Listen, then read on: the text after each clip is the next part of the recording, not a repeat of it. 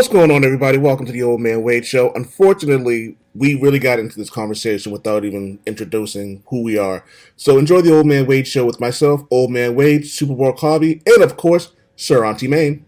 Call me Old Man Wade. Damn you, old man! Wait.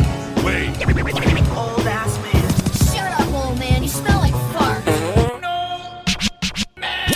Old man. He's so old, he got a podcast on cassette. Fuck, you're old. Damn it, Wade! I also am just I'm about servicing my community and shit like that. So like if there's a way for me to be helpful to others, I do try. I did hit a limit though, like a couple weeks ago. I just hit a wall with like, I can't fucking, no, actually it was last week where I was like, I can't fucking help people anymore. I felt like I was exhausted by helping people. So, and then I immediately turned around and helped like 3 more people. So we'll see. We'll see if I ever learn. Nah, it's all good. Oh man, a lot of my friends are real like altruistic, really good, nice people that do things for everybody. But I'm the resident capitalist. I am absolutely a piece of shit. Yeah, okay. All right. I'm aware of my faults, bro. Like, I mean, I've learned to cull it down some to where like I only give black and brown homeless people money. You know, facts. I don't give white homeless. I'm sorry. I just don't do it.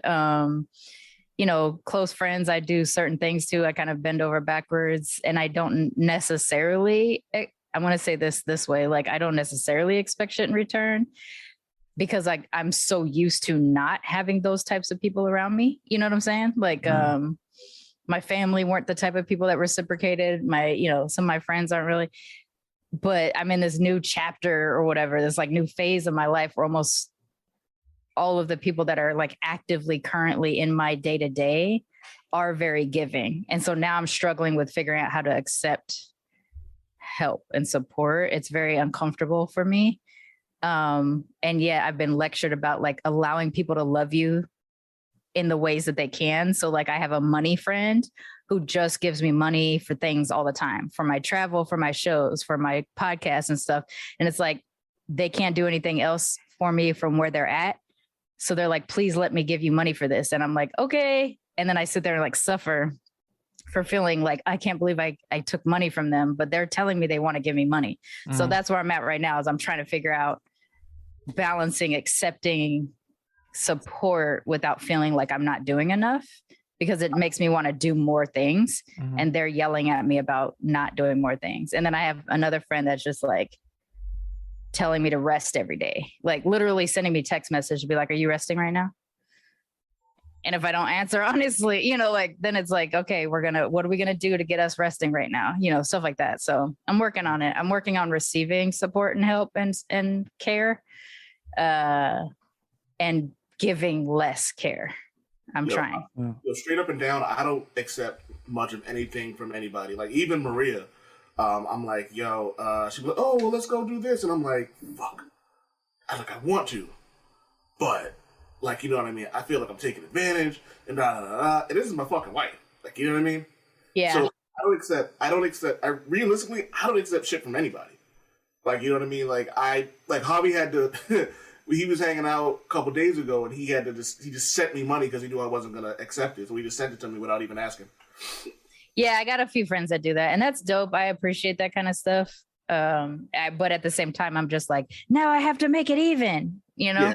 No, like for me, He's like, no, you fucking take that shit. Take that. Listen, old man knows. Like, I'm in a position right now. Like, well, I'm going through some shit, but I've been in much worse. At least financially, I've been in positions that have been like horrific. And they sucked. And old man's been a part of that journey. And, I've been able to be in a position where I can like, whatever, at least financially help out a little bit. I don't care. When it comes, and it's always been like that. Like if I give somebody money, this is me, especially a friend. Like I don't loan money. I give money. Like I don't. Same, right? Like, yeah. Yo, take that. I'm not gonna give it to you if I really don't want to give it to you. And then just one more thing. I just want to say this, and I didn't want to say it because it's so cliched. Just remember we're recording right now, so whatever. Yeah, it's so cliched, but you record a law. I help out with other people's podcasts and stuff like that. And I was helping another one, and we were interviewing a gentleman who is a part of Navajo Nation in Utah, and he's done awesome things, right? Like crazy. If you hear some of his stories, like it's ridiculous. And he had to learn how to accept that what he does for people, his presence helps people, and people are going to show their gratitude. And at times when people show their gratitude, he would shy away from it. He wouldn't want to accept it, but he had to realize that sometimes that insults the people that are giving you that gratitude. That's what I was trying to say. So, like, take that in, man. It's hard. Like, I've had someone tell me, like, almost with anger, like with loving anger, this is how I'm able to show you I love you, or this is how I'm able to show you I support you.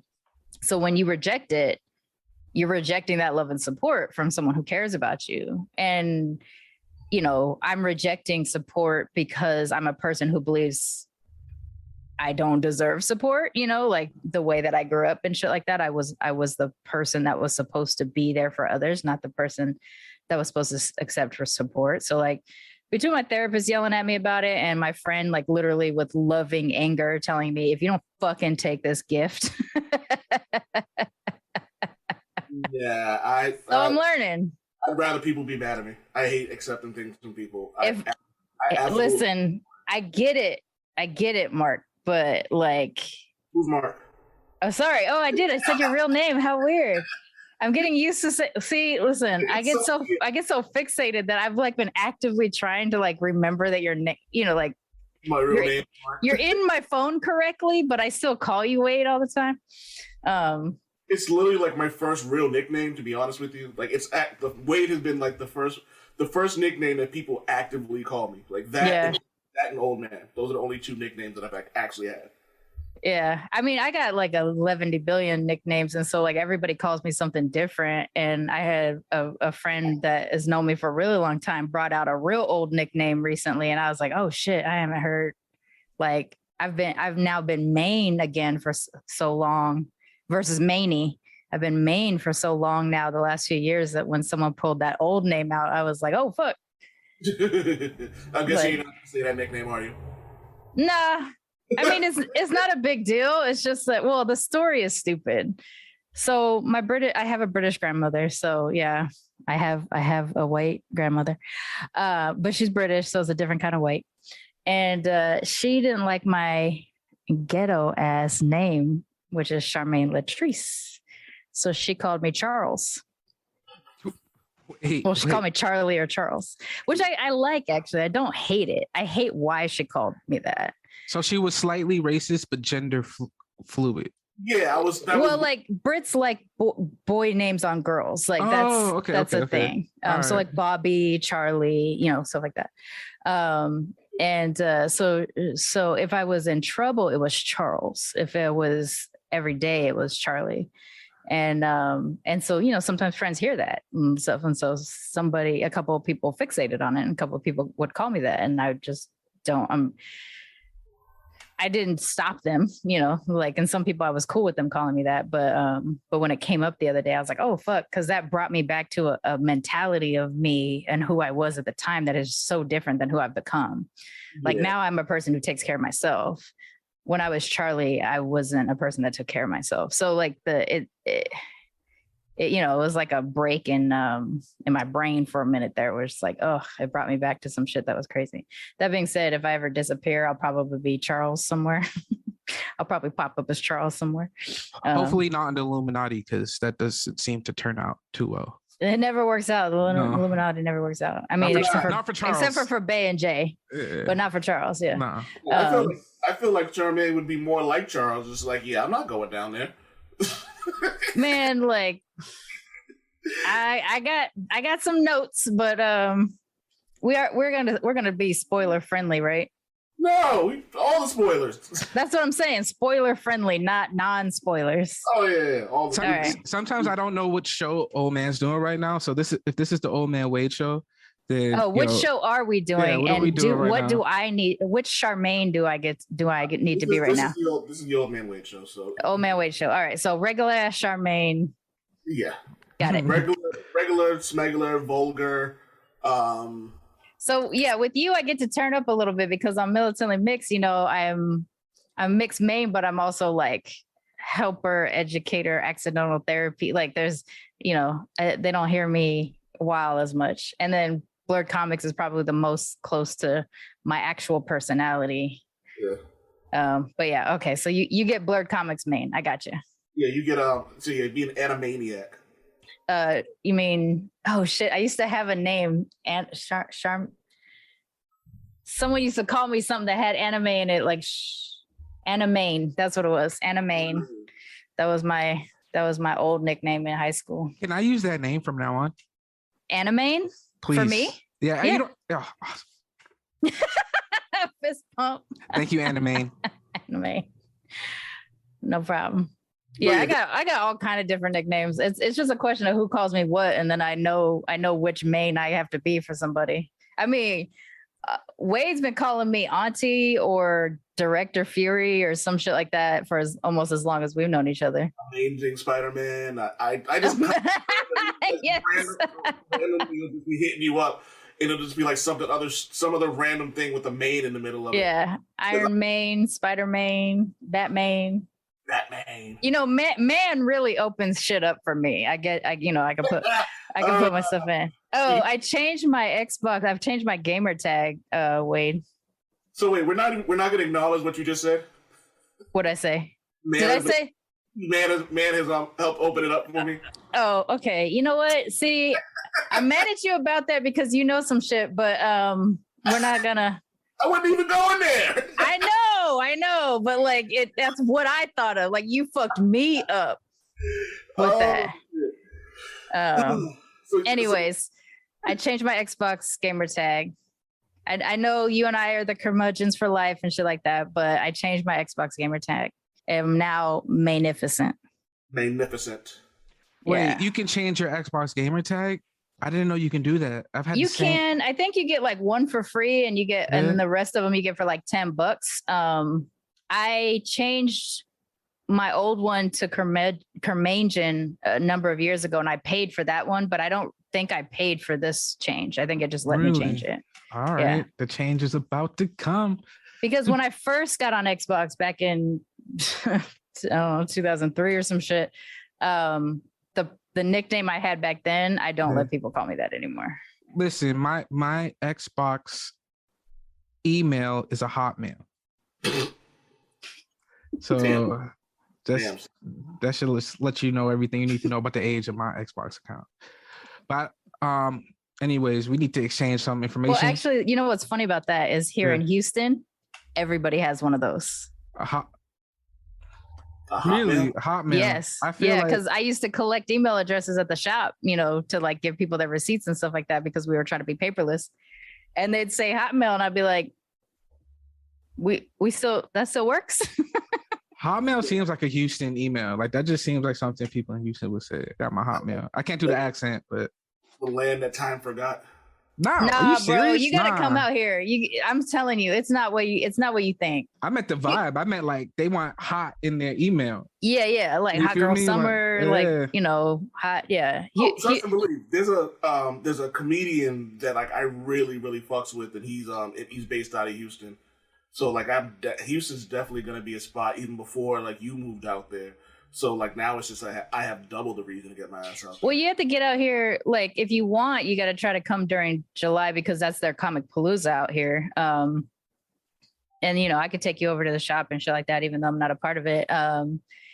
But yeah, like you and I can hang out here and shit. Yeah, I'm just gonna need you to stay as far away from Valkyrie as possible.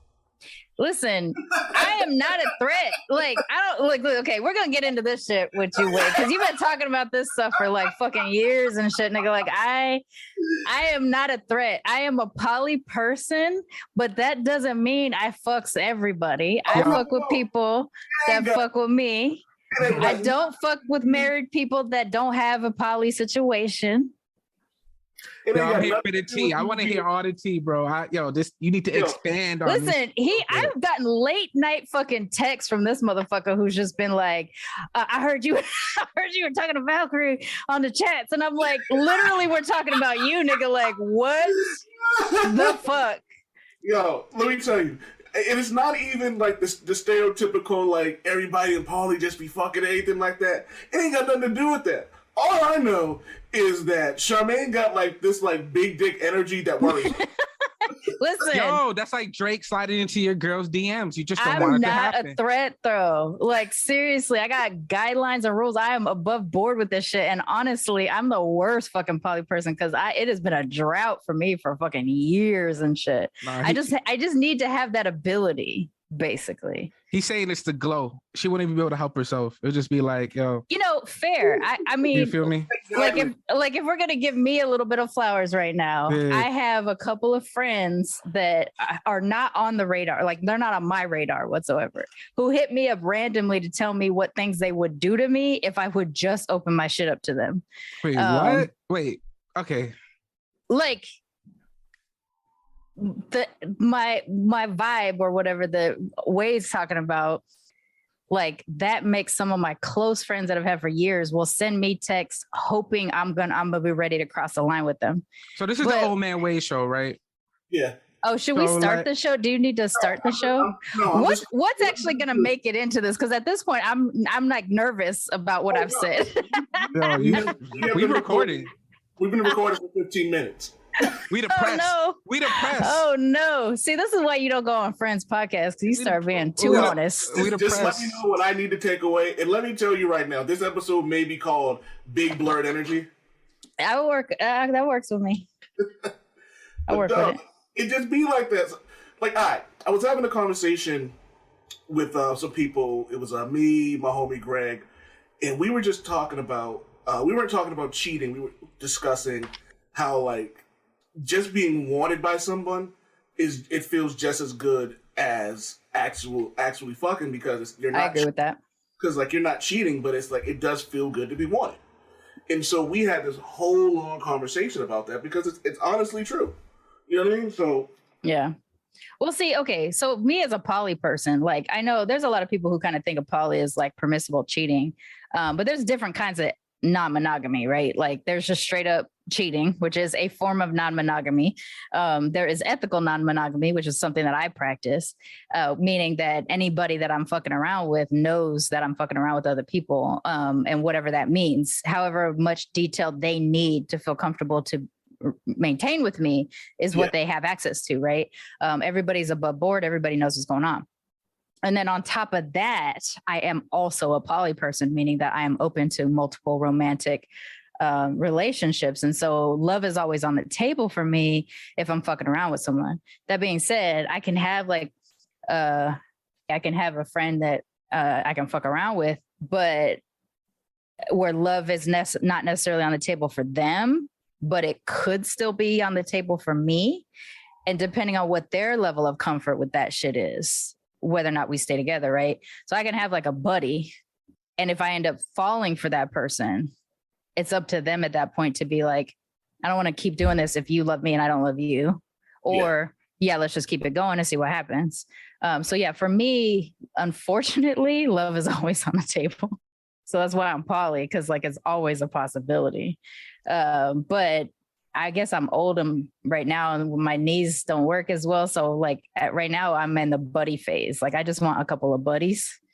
And the problem is if I like them as people, I will probably eventually fall in love with them.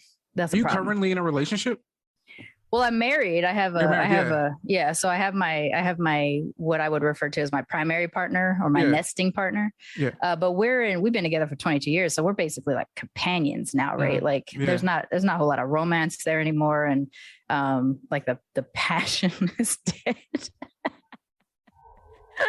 I don't mean that in a bad way. You can't be with someone for that long without it being, you know. I'm not in the same arrangement as you, but I've been married for a long time. So I understand it.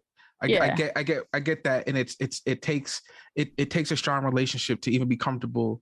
Yeah, like even expressing that. Yeah, so we just like to be in the same household together. We have, we have our cats and shit like that. And, we love each other, but we're not like tearing off each other's clothes anymore and any shit like that. And there's not like big, grand emotional gestures, although there are still emotional gestures, you know what I'm saying? So it's a different thing. And then I have one friendship that I refer to as a romantic platonic friendship, meaning that like, it's different than just a regular friend. Like I actually feel romantic towards this person, and it's a long distance situation. So it's not like sex is even on the table.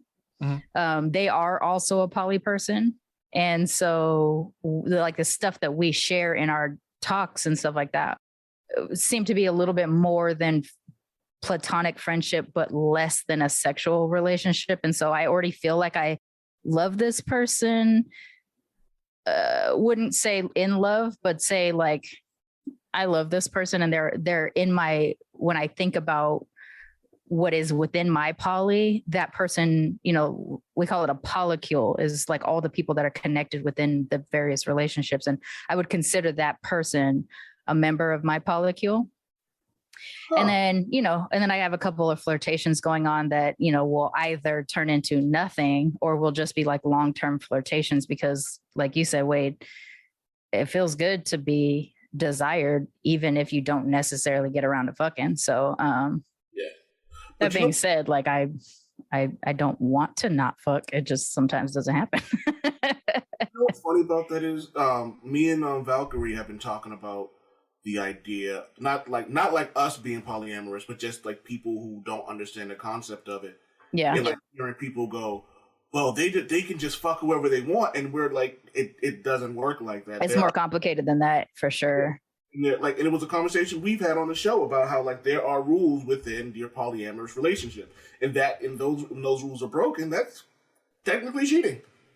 Yeah, absolutely. So for me, cheating is not about like if my husband fucks somebody and I don't know about it. It's not the fucking. It is the I don't know about it. So like our rules, if you want to call it that, guidelines, whatever, is with poly and with any kind of ethical non-monogamy, you have to be open, honest communication. Now that has different guidelines too. Like that doesn't mean I need to know all the business of the person that my partner is with, but I need to know enough of the business as it affects me. So their sexual health, their sexual, whether or not they've been tested, stuff like that. Like there's things I need to know roughly where they live if my partner's over there in case like he doesn't come home and I need to call the cops. You know what I'm saying? Like things like that. Like there are some things that I would need to know, but I don't need to know all that person's business. That being said, if my partner goes off and fucks somebody and I don't know and like 2-3 months goes by, that's cheating and it's the lying and the covering up part. For me, that's cheating because in terms of the sexuality of it, so separate from my poly and just straight up the ethical non-monogamy part, I don't care if my husband fucks other people. I don't want to fuck just him. I want to fuck other people. Plus I'm bisexual. If I commit to a relationship with him that's monogamous, that takes away it takes away the majority of my sexuality because I'm predominantly homosexual. I'm what I call heteromantic and homosexual. So like predominantly I'm more attracted to women, but emotionally I'm more attracted to men, which is like dumb as shit, but it is what it is. Some of us are cool. I mean, come on. Like some of y'all are. No, come on. But like I get more emotionally attached to men and I get more sexually attached to women. And so like I don't need him to not have sex with people.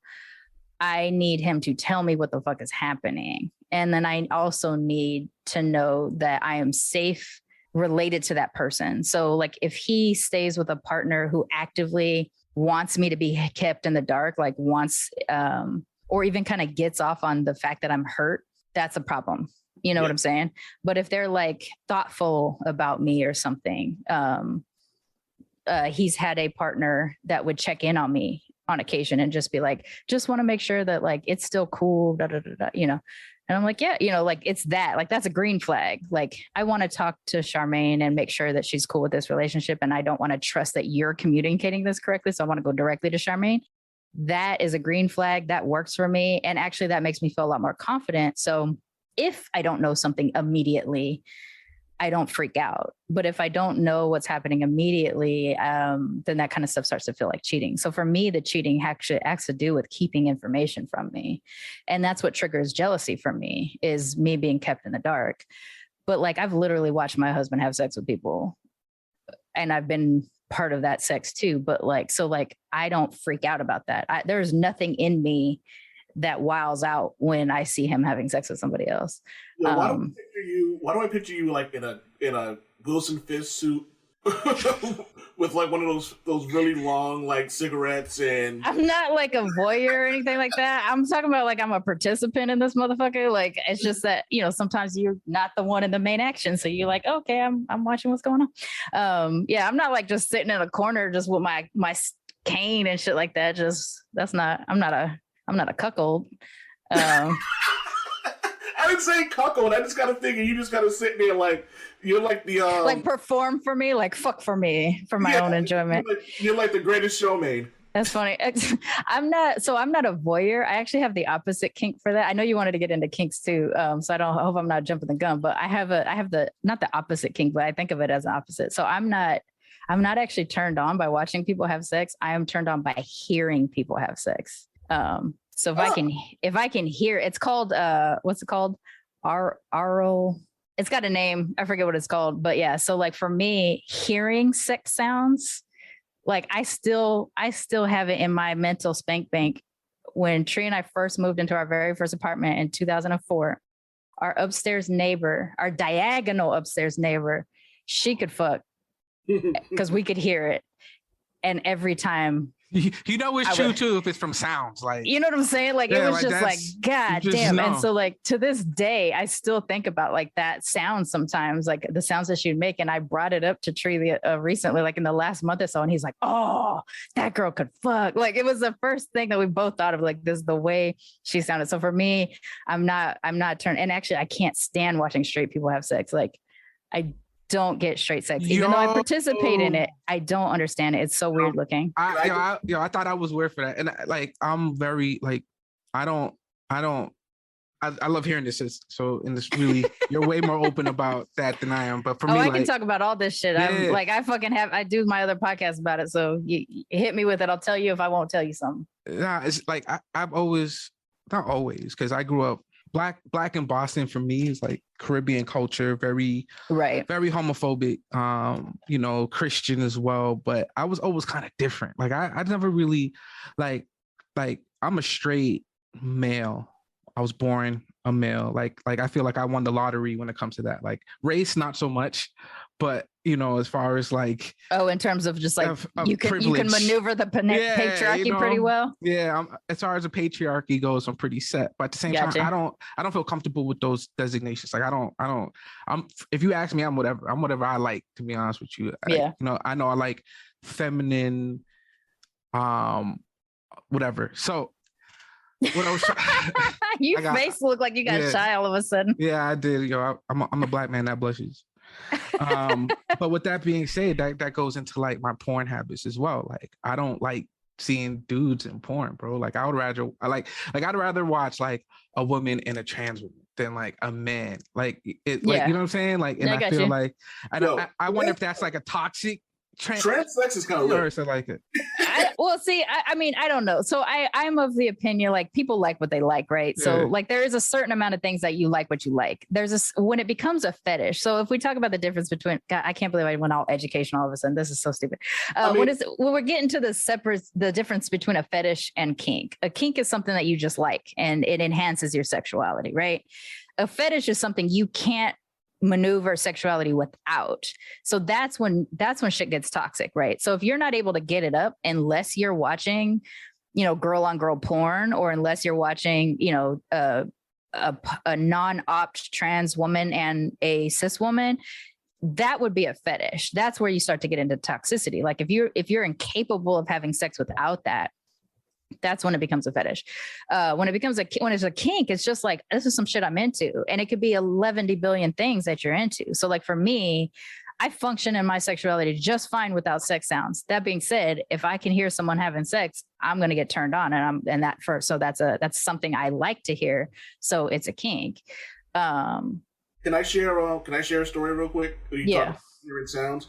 I am a very insecure person, and to the detriment even down to like sex. I am completely insecure. I'm even insecure with my wife, who tells me that I shouldn't be. But it's just it's a mental thing. Yeah, we all got our insecurities. So this one time, I swear to you, it was the first time I had a threesome, and it was probably one of my crowning achievements. Yeah. I was straight dudes talking about 3-ways. Let's get it. So this was one of again, first time I ever had one, and I felt good. I was like, yo, I'm doing my damn thing.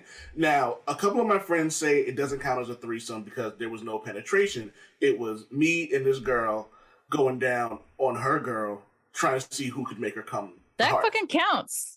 Listen, sex is sex. Like, you don't need penetration for it to be sex, because if that was the case, then a lot of the sex that I've done, because a lot of it's been lesbian sex, doesn't always include penetration. So yeah, you had a 3-way. You're fine.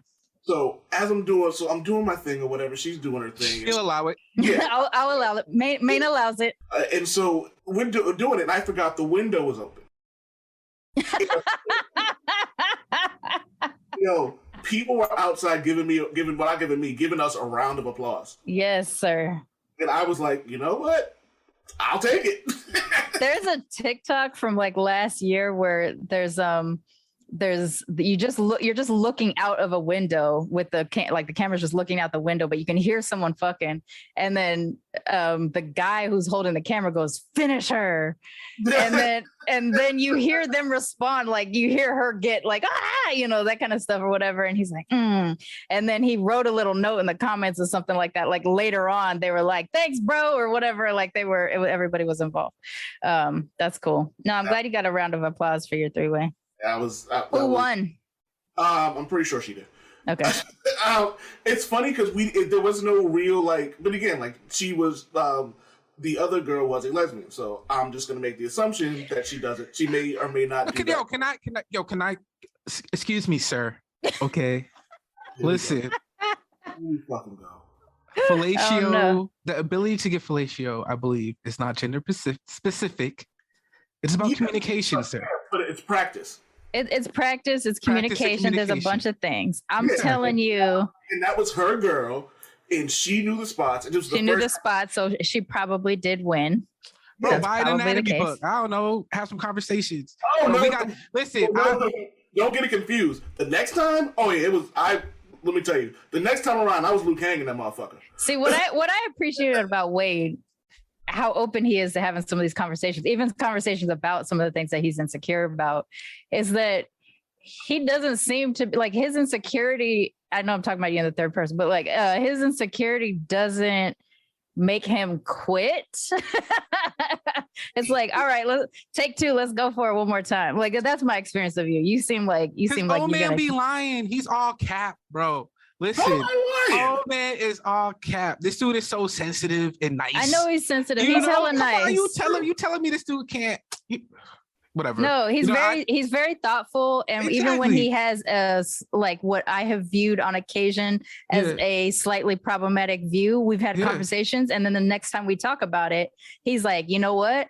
It's not just what you said, it's what so and so said, and then he brings in other things, and then next thing you know, he's on board with you. So I never trip about some shit that Wade says, because I know that even if it starts out rough, it'll get worked out. So Charmaine.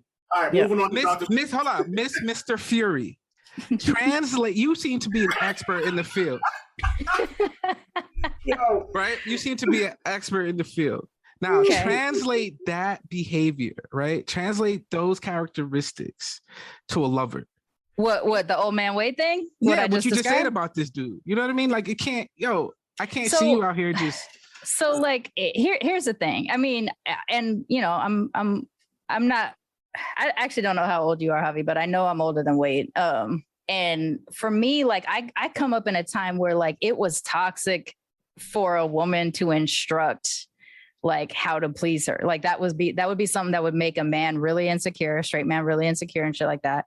And so what is, in my experience, what is hotter, I guess, in an experience with a woman that in my personal experience versus men that I've been with is that if I'm like a little bit to the left, press a little bit harder, whatever the thing is, if I give some sort of instruction, the way in which women respond to that so quickly, because the end goal is pleasure, right? So like, why would I fuck around going in all these areas that aren't working when I could just listen to the bitch telling me what to do and then boom, success, right?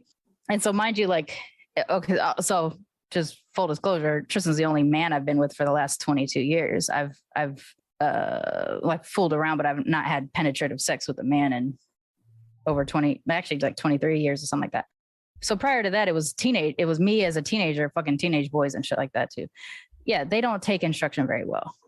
And if they do take instruction, it's almost like they, like their masculinity has been tested, right? As a result. Whereas when I've had an experience with a man that does listen, so like I said, like not penetrative, but like, other kinds of sex where it's like, okay, do this, okay, do that. This is going to get me right there. And then boom, I come right away. That's what I'm talking about. It's that attentiveness where like their masculinity is not affected by the fact that like, if I'm in this situation, I want to give pleasure. I would like to receive pleasure. The quickest way to get both those things done is listening. I was like, fucking listen. And then do what she says. And I feel like Wade, from conversations I've had with him, I feel like he is one of those attentive people. It's like, all right, dust this one off and let's try again. And that time I'm gonna hit it. It's the same conversation from Chasing Amy. Constant updates. I'm saying like it helps tremendously. And in the times that I've had some form of sex with a man, whether it's like full penetrative or just, outside play or whatever, when they have responded well to something I've instructed, my response becomes way like 10 times stronger than if you're just going through the motions. Like for me, I don't need a whole lot of, you don't have to go all the way around all the kinds of stuff. You just got to go exactly to where I tell you. And again, I'm not trying to be like a drill sergeant. I just know what works. And I also don't like, I also do not like to fuck all night. Let's get this shit over and done with. Let's get our, I'm a tight 45. You give me like 10 to 15 of some build up. Let's get at it. And then maybe some 10 to 15 of cool down at the end or something like that. I don't know, 5 to 10 maybe at the end.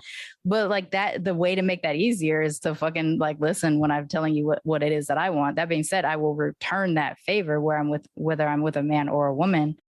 The thing is, it's just, it's typically a lot easier to please men. Like biologically, it's just a lot easier to please men than it is to please women. So with women, yeah, fucking listen to what they say. So I have a and list. I'm talking about, well, let's not say men and women. Let's say vaginas versus dicks. It's a lot easier to please dicks than it is to please vaginas if you're not listening. So, boom. So I have a list. There's a list from Cosmopolitan, 20. Yeah, which is already worrisome enough as it is. I think you read a whole bunch of shit I would never touch. I literally just looked it up, and I was like 26 kinks, fetishes, and terms you should absolutely know. Okay. All right, I'm gonna name them, and stop me when you want an explanation. Role play, objectification, pregnancy fetish. I have a dude at my job who is obsessed with like pregnant pussy. I need us to swap the word fetish unless we are talking about actual. That's the only way that person fucks. As the name suggests, pregnancy fetish is having an intense sexual attraction to some or all aspects of pregnancy. For some, it might be the round belly, whereas for others, it could be the lactation. Whether it's actual act of breastfeeding or milk itself, explains whoever fuck Adam is. Or speaking for a friend, the way they walk. Oh, do you have a pregnant friend that walks hot? Is that what's happening? I'm just saying the way that old man described his friend at work, it was very judgmental. and you never know what your friends are into. Okay. No, he literally said, he literally goes on rants. He's like, yo, I love pregnant pussy. Like, he just goes on these rants about it. Oh, I mean, this isn't like we objectifying. He tells anybody who will listen. he's just That's a dirty funny. old man. That's all he is. I mean, that's what he's into. I would describe that more as a kink than a fetish, but I also don't know if he can't have sex unless the person's pregnant. That would be a different thing. That's not it. But that's a kink then. Yo, Yeah. bringing life into the world is hot. Is it though? Vasectomy powers activate. Exhibitionism, voyeurism, foot fetish. Ladies, stop putting your feet online for free. Stop it. Definitely cash app that shit. I'm started like I have a friend that has a whole ass job and everything, has a career and all that kind of stuff, has an OnlyFans for feet exclusively to make white men pay for their feet, and they pay their rent with that shit. So dope. I'm in support of not giving up your feet pictures for free, for sure. That's easy money right there. It's easy money, bro. Like seriously, the amount of people who have a foot kink is astronomical. You can pay your bills with that shit. And your feet and you probably don't don't have to need, fuck. Yo, facts. And your feet probably you don't have to show your face either. You So you don't don't have to gotta show deal your with, face. and sometimes some men, I'm assuming it ain't me because I don't even got a foot fetish, period. But like I'm assuming that some men don't even need your feet to look nice. So I'm saying no, just Yeah, go out everybody's there. got a different type of thing. Yeah. I've seen other people talk about like they like to see corns or they like to actually see someone work on their feet. Like if they have a problem with their feet and they're like doing something to their feet, like that is also part of it for some people. If some people like Griffin, I will start an OnlyFans. Can you explain that? My feet look like Griffin feet. Griffin. Okay, I thought you were coming up with a new term. I was like, I've never heard Griffin before. Copy that. All right, I'm on board again. A bunch of young British wizards follow him regularly for some reason. We've been trying to figure it out. That was great. Nylon fetish, breath play. Okay, so breath play refers to BDSM practice of having your breathing restricted during sexual activity, but it's not exactly safe for obvious reasons. A healthier, better alternative, holding your breath, not only to get your experienced breath play, but your complete control of when you choose or not to breathe. The excitement of action plus the excitement of power exchange is great alternative, suggests good vibration sexologist Carol Queen, PhD. See, the stuff with choke play you have to be careful of is that people always choke like they're actually trying to hurt, cause harm, versus you're supposed to choke from a different point so that all you do is lessen the airflow, but not actually put the person at that much risk. And that's not everybody knows how to do that. And that's how you get into those dodgy moments. You gotta be careful with choke play, or just fucking research it. Like just research it because it can be very pleasurable if you do it right without killing your partner. First time I got choked, I was like, yeah, this is it. BDSM. Wait. This is it as in this is it, or this is it? This is like it. he was done. Yeah. So yeah. I don't like to be choked. choked. Was done. That was like, yo, next time around, do that again. Oh, see, that's what the emphasis was opposite. Like I heard it the way Javi heard it, but you sounded like you were like, no, X that shit. No. I did have somebody that was into choking, and I was gullet, like I did because that's what they were into. So that's what I tried to do. But I was actually kind of traumatized by it because every time you would try to loosen, they would be like, no, don't loosen. And so I basically just watched this person like eyes kind of bug out a little bit. So that replayed in my head for years, and I really struggled getting over it. So choke play is still difficult for me if that's what someone's into. But like as a partner, I try to do what people want to do. But I have some limits, and that's one of them because that one really bugs me. That one really because I felt like I was looking at what it would look like to actually kill somebody that way. Like I felt like that was what was happening. It was very scary for me. Actually. Whatever happened to just a strong grip? Like why we got to be out here? For me, it's not even like an actual choke, but like I do like a hand on my neck, but not a squeeze. Just like just the hand on my neck. For some reason that doesn't. Big red machine came to me. Wow. You want to look like a red blow pop at the end of the day. I got you. I got you. Yeah. All right. No kink shaming, bro. Yeah, seriously, like I don't want to shame, and I instantly like saw my face react like, bro, but You don't want to you. shame him, but you don't want him to die either. So I just don't want you to die. Like, I'm gonna be so mad at you, Wade, if you die doing some stupid shit, yeah. or if you die being sad. Both of those things will make me really mad at you. Is my Old man Carradine. Wait, too soon? Too soon? Word. Too soon? Wait, too Word. My homegirl, God rest her soul, said I'm gonna die in the dumbest way possible. It's gonna be like an anvil truck hits a mattress truck, and the anvil's gonna fall on my head, and that's how I'm gonna die. Wow. And I'm gonna die in the most cartoonish way possible. I can absolutely see that. So we got scene or sex play, dominant versus submissive. Did you say senior as in senior citizen? Oh no, scene or scene play. A scene is a term for the time period in which the kinky play goes down. While you might refer to a night sex as simply a hookup, those within the kink community are often referred to the planned time with partner in which they engage in their kinks as scenes. I've never heard of it. Yeah, so that's big in the BDSM community. So like they will set up scenarios, and then you'll have you can either have viewers or not viewers, but whatever the activity that you do during that time is a scene. Yeah. And then of course I think some role play can fall into that too if you're even outside of the BDSM community. I'm blowing bubbles. I don't know why, but I found bubbles on my desk, so that's what we're doing. Please don't stop. That's gonna be awesome if we put this video out here. It's cool. It's like random bubble blowing.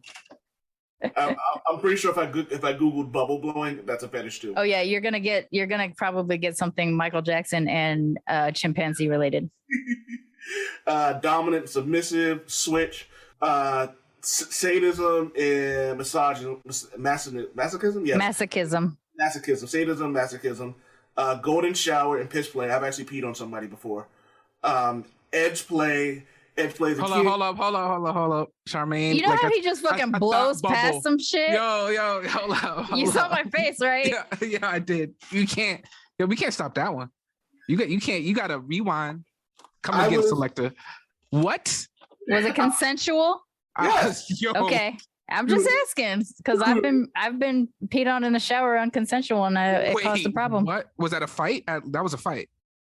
It wasn't a fight because I don't have very much prowess physically, so I need to make sure I was in a safe place before it happened. Yeah. But I was upset. I was super upset. Yo, I got a long memory, so if you ever want to, track. Hey, I'm Japanese. I'm all about the long-term vengeance. Bro, I would have a child. I don't want children. I would have a child though, just to teach that child vengeance against that other person, so that their future generations could get fucked over by my future generations. I got you. I'm planning on having a few, so we can work. But it yeah, out. let's get back to Wade and his just trying to throw it out there without telling nobody no stories. Like literally, we were in the shower. I was gonna get out to pee, and she was like, "What are you doing?" I said, "I'm gonna go pee." She goes, "Oh, pee on me." Well, all right. If she asked for it, so I was like, okay. I'm saying if people are into it, they're into it. I have my boundaries. I would not do it myself, but I also don't shame people who are into it. I mean, it is what is the word? It's pee's clean essentially, right? Like it's sterile. It's not that clean though. Right? Like, yeah, they say it's not that clean. You still gotta wash yourself. I'm assuming this was old man in his early 20s, late teens, so probably was horribly in your football muscle days. Yeah, I was 23. It was probably all beer and like Bud Light too, so not good. Come on, I wasn't even drinking heavy at the time, so this was like 23. I was. Oh my god, old man. All right, I'm just gonna keep the term "no kink shaming" in my head throughout this whole list. All right, dude, let's go. We have an episode called "Kink Shame Kings." Oh yeah, facts. Like literally, the name of one of our episodes is "Kink Shame Kings." All right, let's live up to the branding. Edge play is a king. Is any of the activity that further out there and considered more dangerous. It could mean anything that involves blood, breaking skin with certain whips, and there are also others who enjoy knife and needle play. For some, golden showers may be a regular part of the routine, but for others, that counts as edge play. That makes sense. What is I've never heard of rack. Rack is not a kink, even though it sounds like one. It stands for risk-aware consensual kink. Oh, okay, well that makes sense. Yeah, so you have to check in to participate in like heavier kinks. You have to check in constantly, and you have to have. I mean, there's the public joke about safe words and shit like that, but like there's literal guidelines to get you all the way through certain scenarios, just because some of the stuff, like if you're into edge play, some of the stuff can be risky, and it can also trigger shit that people don't realize they're about to trigger, because sometimes, and not all times, kinks are born out of some shit that went down to you, and you're trying to what do you call it, like prevent the fear of what happened to you in the past by doing edge play that kind of can trigger it sometimes. So in those cases during kink, like you legitimately have to communicate all the way through it and have these things in place so that you're ready. So yeah, that acronym would make sense to me, that you would have that in your head the whole time. So what else we got? We got cuckolding, erotic humiliation, aftercare. Aftercare isn't technically a kink, but it's another word that anyone engaging in kinky play needs to know. It's basically a fancy word for checking in on one another after, to make sure that all parties feel happy and comfortable. And there could be certain behaviors that you need to do. So some people will do in aftercare, some people will do some form of like coddling or catering to a partner, just because what you just went through could have probably have been pretty exhausting, or, you know, either emotionally or physically. And so like some form of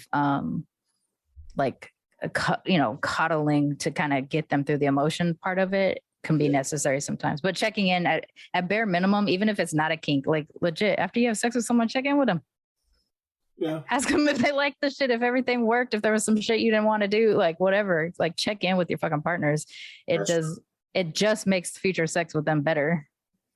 Cock and ball torture. Pass. I mean, I don't have one, so I couldn't say, but I mean, if some people are into it.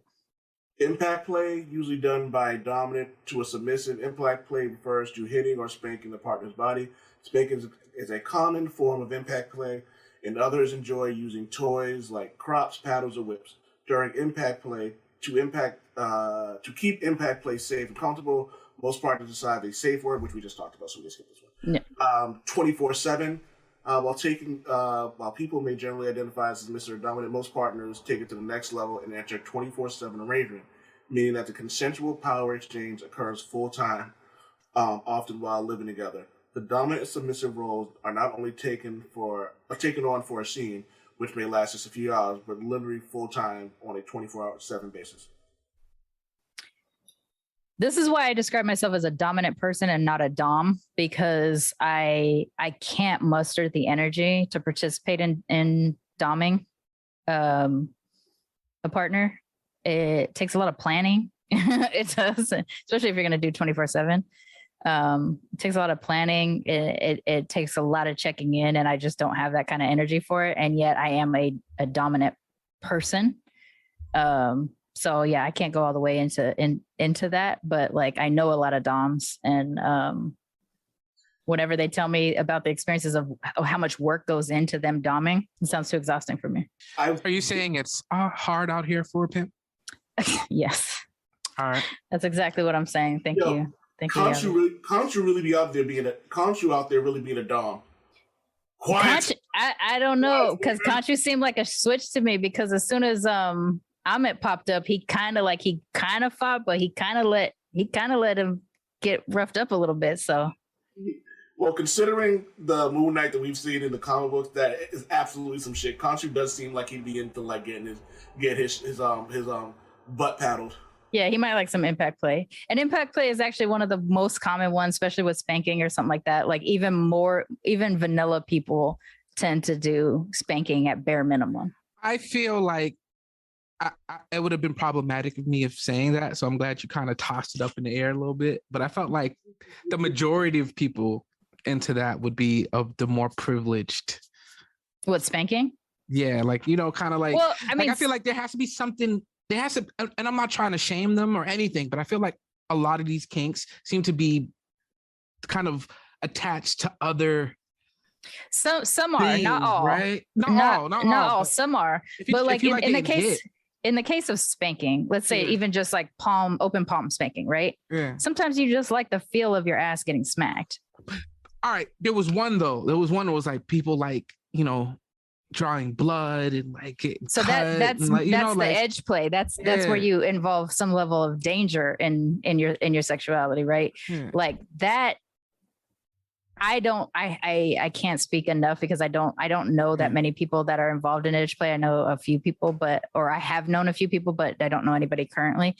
So I can't really speak on it with any kind of accuracy, but to say that in every case, somebody's kink is born out of something else would be incorrect. Yes, it definitely falling that being into said, like, there are some things like that. So like in my case, I've had something happen to me in the past that makes me very frightened about a very particular thing. That being said, that very particular thing, I have played with it a little bit with partners I've felt safe in just to see if I could overcome the fear, and discovered pretty quickly I couldn't overcome the fear. So all these years later, I'm still not able to participate in that kind of sex with people. We had a conversation earlier about anal play. And I was just like, yo, that's just something I can't do because someone finger in my butt one day, and I was like, yo, hey. Well, also in that case, someone did that to you without consent and without prep, and like you can't fuck around with the ass without prep. Like, well, I don't know. People who are more versed at it can just jump in and it's fine, but like in someone who's not actively engaging in constant anal play, that you have to have consent and you have to be in a mind state that you can be ready to receive it. So like if I'm getting involved right away with somebody, my first go-to is not going to be like, put a finger in my ass, even though that's something that I might like. It would be, we're deep into it at this point. And then I'm saying, okay, now you can put a finger in my ass, because at this point, my body has relaxed enough to be more receiving of it. You just got a finger up your ass when you weren't expecting it, and you're a straight dude. A lot of things have to happen to get you to a place that you can take that kind of play with consent without you freaking out. So it is still possible that you could enjoy that in the future with all your guidelines met in advance. Yeah. But because of the experience that you had, it's triggering so that if anybody gets anywhere near that, you're like, whoa, we're not doing that today. So for me, like when it comes to anal play, like I'm as a person, as a sex partner, I'm gully for a lot of shit. I can't physically do that though. I've tried several times. I'm disappointed that my body does not allow for me to do this. And it's not for lack of trying. It's like literal multiple weeks of prep and all kinds of shit. And my body just didn't respond to it. So I can't go and do full anal. I don't judge people who do, because like, I'm like, yeah, that's part of sex play. Like have fun, do that shit, do it safe. Listen to your partner. Don't just stick a finger up someone's ass without asking them or prepping them. And don't do it dry. Like, come on, people. Like, and spit is not lubricant. Like, there's a lot of things that you need to prepare for to make anal play fun. And there's so many nerve endings, like right around the anus that you could feel. You don't have to insert to have a lot of fun and elevate your pleasure with it. You just have to be open to it. And you were not in that moment open to it because you didn't know that shit was about to happen to you. Yep. So next up is age play. This is just a concise term for role playing in which the two consenting adults enter a scene involving taking on roles and ages that aren't their own. This can simply mean submissive, enjoying partner who takes care of them and who they call mommy or daddy, but it can go as far as playing as an adult baby and indulging in diaper play. So this one I struggle with. And this is one of the ones like Avi was saying earlier, where it's like I need to not kink shame. This is one where I need to not, and yet it immediately triggers some things for me that I'm just like, yikes. I got to work on it because as long as it's consensual, it should generally be harmless. But I have real issues when someone plays as a baby or a child. I don't think I'll ever get past that. So like that's a hard no. In terms of age play. I mean, I don't blame you. And it's crazy because we're having this conversation because I was indirectly involved in a conversation that a group of women had that involved kind of like their views on sex and society and all this other stuff, right? And like, it seemed, me being the man just shutting his ass up and listening, right? Like, yeah, probably smart. It seemed like, to me, like I've had a lot of conversations with women, and it seems like a lot of them have had situations that were extremely traumatic when it came to sex early on in their lives. And it usually involved them getting taken advantage of, right? And that creates all types of issues involving their bodies and how they deal with men and all this stuff. So when I feel like, and a lot of men deal with that too, but whatever.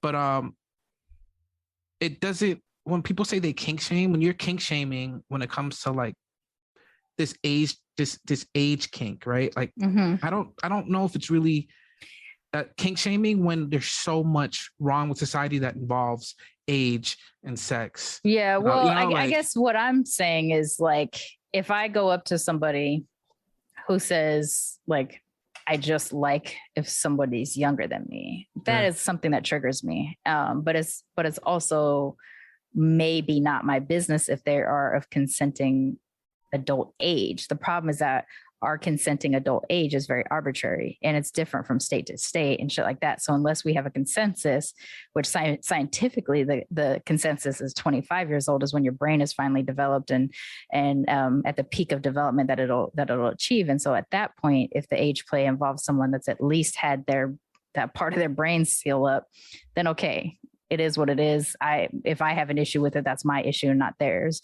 But when a person is playing at being a child and the other partner gets off on the fact that they're pretending to be a child, I can't find a way to get past that and see that as anything non-pedophilic. You know what I'm saying? Like I don't know enough, but I just know that there's something about that makes my stomach hurt. And but it's literally pedophilic, right? Like if we're gonna do like it's literally if they are a child, but if it's figuratively because they're not, it's like a safe way to participate in something that is not just taboo, but like literally a problem. Like because you're playing with consent at that point, right? There is a lot of kinks that involve consensual non-consent where like, you know, some women have rape fantasy kinks. That's just dangerous as hell to me. It seems very dangerous to me too, but at the same time, in a controlled environment, I've talked to women who have this, and in a controlled environment in which they know that no matter what they're going, they feel confident, let's say they feel confident that they are going to be taken care of throughout this process, but they just like that kind of fantasy play, and they're of adult and consenting and clear mind, and so is their partner, and they've worked out all the guidelines in the beginning, and they kind of know exactly the beats of the scene. So that's the other part. In some scene play, you literally have like beats, just like you would if you wrote a TV script. Like, this is going to happen this time. I'm going to break into the door. I'm going to grab you. I'm going to tie you up. I'm going to do, so there might be like different types of things that are laid out in advance. And it's so important, from what I've understood from some of the conversations I've had, it's so important that those beats are hit, because the second you veer off, then you're starting to veer closer into triggering those things. Now, I'm a person who has been raped twice in my life. I could never get into some shit like that, because that would trigger too many things for me. And I have never been able to understand fully, although I have listened to people who have this type of thing, and most of them haven't had a rape, and therefore I feel like that's something I really, really don't understand. I would understand it more to somebody who has been raped, who is trying to use that safe play as a way to overcome what happened to them. Because like I said, I've tried to do that with a certain thing that happened to me in the past. So like that I get, but if you're coming from a person who's like never been raped or assaulted or anything like that, but you just have that, psychologically, I don't understand what's going on in the psychology of that. So I struggle with that a little bit. That being said, I'm not going to scream at a person in the street for it. I'm just going to be like, yeah, not for me. And maybe not engage in that conversation with some folks, right? So I think they're like kink shaming, or just like having a visceral reaction to a kink and being like, ugh, not for me. I think the important thing is when you react. Like if something's not for you, it's just not for you. But if it not being for you, you have to put that on the person who has that. That's when kink shaming comes into play. And for me, my biggest problem is like, you've seen my face react a few times, right? Like just in the course of things that are just naturally coming up. I don't think I'm equipped to hide it, because I might just be like, ooh, and that might affect them. But really what I just want to be like is like, oh, not for me, but go ahead and have your fun as long as it's consensual. Everything's open, honest. Everything's being performed safely. People are tested. People are wearing protection, whatever the thing is. So yeah, like that. Only part 1 of the episode. This was just a really long conversation, so we decided to break this up into 2 episodes. So stay tuned to the end of the week where you get part 2 of this fantastic episode. Damn it, Wade!